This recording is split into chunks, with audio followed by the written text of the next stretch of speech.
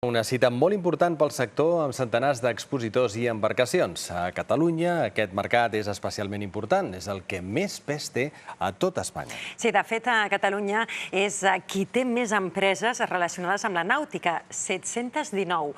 També és la que més ocupació crea, més de 3.600 treballadors.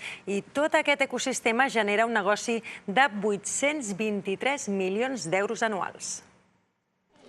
El Saló Nàutic ha arrencat a tota vela malgrat el mal temps i tant organitzadors com expositors constaten la bona salut del sector. El año que viene necesitaremos más espacio porque ya esto está totalmente lleno. Es que hay un 8% más de expositores que vienen aquí con más barcos pensando que los van a vender. El Saló Nàutic de Barcelona és el nostre saló de referència. És la manera de que el client pugui apropar-se, tocar, pujar, veure i viure una miqueta els barcos per fer-se una idea del que estan buscant i si compleix amb les seves expectatives. La venda de noves embarcacions es va enfonsar durant la crisi, però des del 2013 s'ha anat recuperant.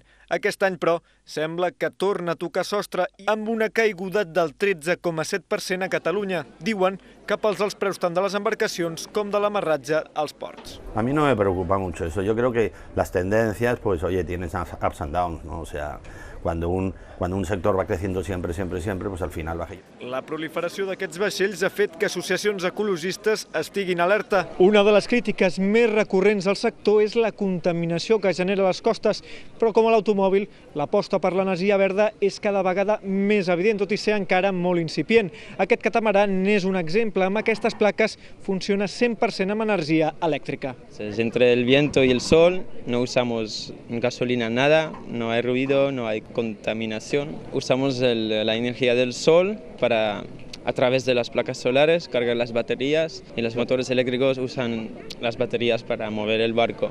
Té 9 hores d'autonomia, però per a qui li sembli poc, també han sorgit opcions d'híbrids. Oferim la proposta d'híbrid que ens dona la propulsió elèctrica a la part amb el dièsel.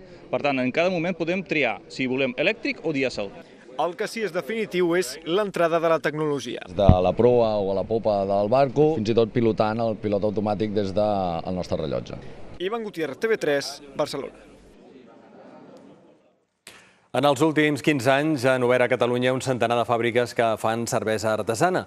N'hi ha de gran varietat i moltes allunyades dels gustos tradicionals. Cerveses que es venen aquí i també que s'exporten a l'estranger. Un autèntic boom que analitza el 30 minuts d'aquesta nit.